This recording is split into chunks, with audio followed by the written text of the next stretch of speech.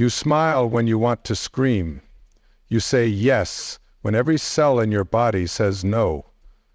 You apologize for breathing too loud. And every night, you lie in bed wondering why you feel so alone. I see you, the one who laughs at jokes that hurt, the one who stays quiet when someone crosses your boundaries, the one who gives and gives until there's nothing left. You're not alone in this room. There are millions of you, the nice ones, the kind ones, the ones slowly dying inside. Let me tell you something that might sting a little. Your niceness is killing you, not physically, maybe, but spiritually, emotionally. Your soul is suffocating under all that politeness. And the worst part? You already know this. You feel it every time you betray yourself to make someone else comfortable. You were in that meeting last week. Someone took credit for your idea. What did you do? You smiled. You even congratulated them. Inside, you were screaming, but outside, nothing. Just that same pleasant mask you've worn so long it feels like skin. Or maybe you're the one who can't say no to family. They call, you drop everything. They need money, you give it. They criticize your choices, you take it. And they never ask how you are. Not really. Because nice people don't have needs, right? Nice people just give. You know what's really happening here? You're not being kind, you're terrified. Terrified of conflict. Terrified of rejection.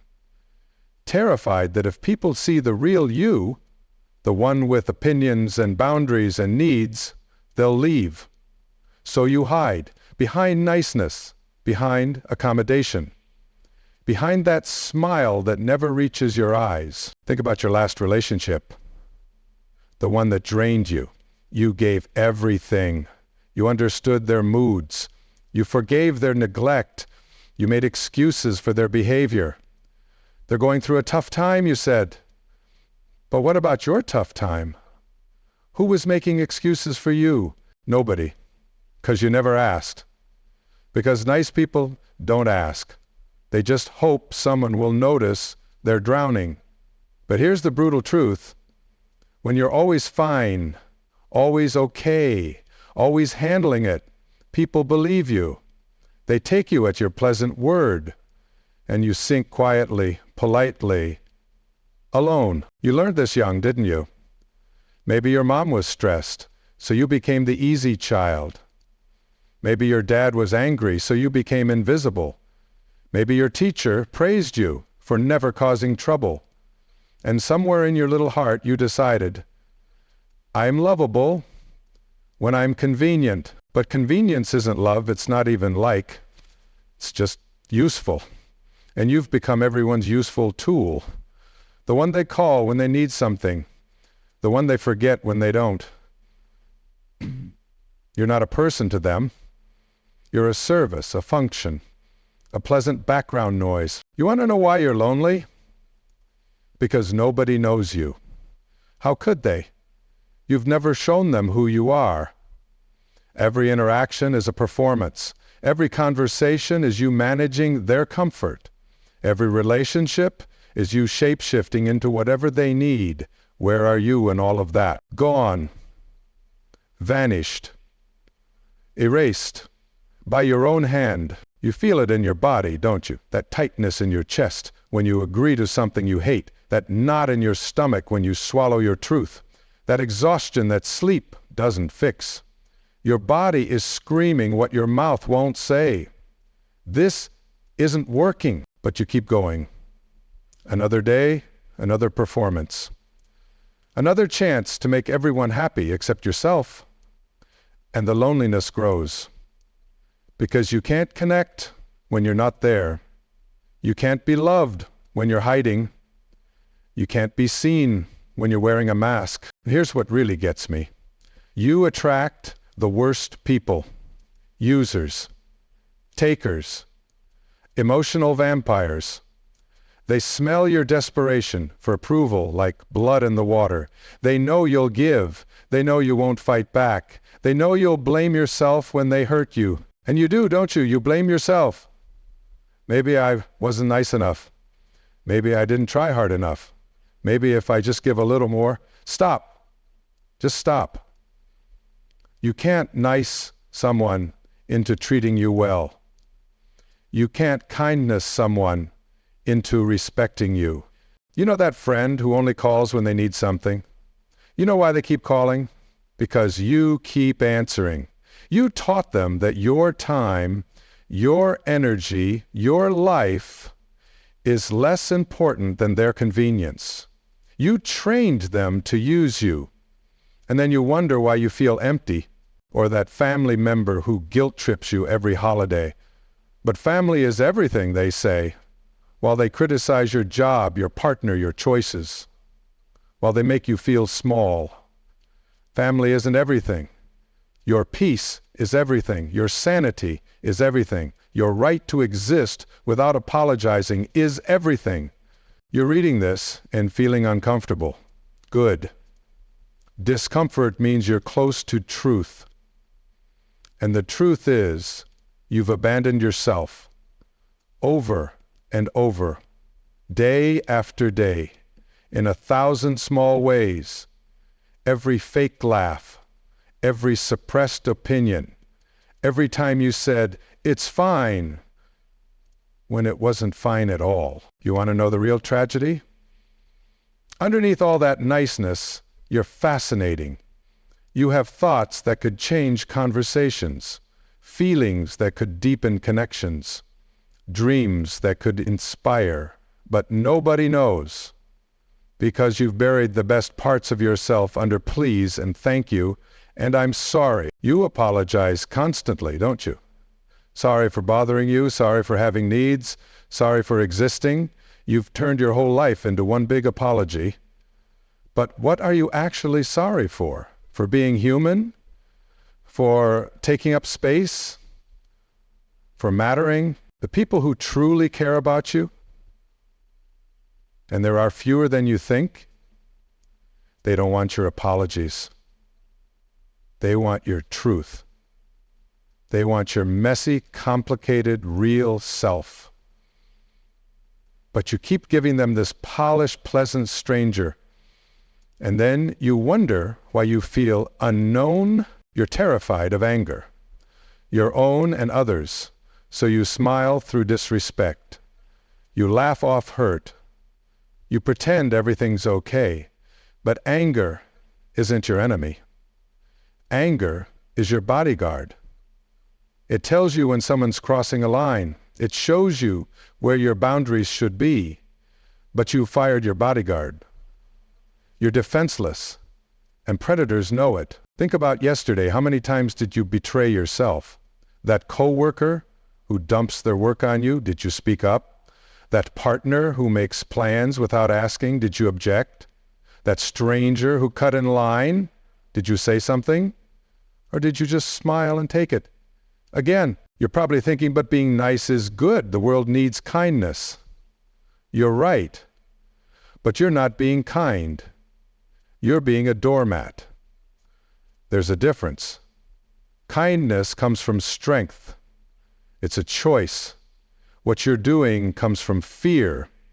It's survival, and it's not working. Real kindness has boundaries. Real kindness says, I care about you, and I matter too.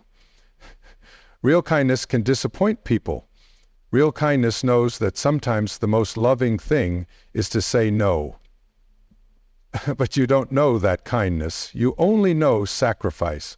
You've turned yourself into a burnt offering on the altar of other people's comfort. And for what? They're not even grateful. How could they be?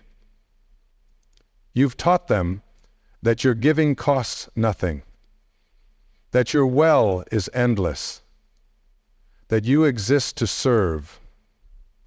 Why would they value what you don't? Here's something that might break your heart. The people you're killing yourself to please, they don't think about you nearly as much as you think about them. While you're losing sleep over their opinion, they're living their life. While you're crafting the perfect response to not upset them, they've already moved on. You replay conversations, don't you? Analyzing every word. Did I sound too harsh? Should I have agreed more? Did they notice I hesitated? Meanwhile, they forgot the conversation 5 minutes later. You're torturing yourself for an audience that isn't even watching. And the real friends, the ones who would actually care, you push them away because real friends want reciprocity. They want to know you. They want your opinions, your feelings, your truth. But that's terrifying. So you keep them at arm's length with your niceness, close enough to seem connected, far enough to stay safe. You know what safe gets you? Lonely, unseen, unknown, a life of surfaces with no depth, conversations with no connection, relationships with no intimacy. You're so busy being safe, you forgot to live. You can't even enjoy compliments. Someone says you're nice, and inside you cringe. Because you know it's not real. It's not you they're complimenting, it's your mask, your performance, your carefully constructed false self. And every compliment feels like another brick in your prison wall. You're exhausted? Of course you are. Do you know how much energy it takes to be fake? To monitor every word, every expression, every reaction? To constantly scan for others' needs while ignoring your own? You're running a marathon every day, and nobody even knows you're running. Your anxiety isn't a disorder. It's a messenger. It's trying to tell you something. This isn't sustainable. This isn't you. This isn't life. But instead of listening, you medicate it with more niceness, more giving, more self-abandonment, wondering why the anxiety keeps growing. You know those moments when you're alone, really alone, and for just a second you feel the weight of it all? The loneliness, the emptiness, the grief of a life unlived. But then someone texts, someone needs something, and you slip back into character. Crisis averted, truth avoided, but the truth keeps knocking. In your dreams, in your body, in those 3 a.m. moments when you can't pretend anymore. It whispers, this isn't enough. You weren't meant for this. There has to be more. And there is more, but it requires something terrifying. It requires you to disappoint people. Can you imagine actually saying no, actually expressing anger, actually taking up space? Your body probably tensed just reading that. That's how deep the programming goes. But that tension, that's not wisdom, that's trauma. Old fear dressed up as politeness. You think people will leave if you show them who you really are? And you know what? Some will.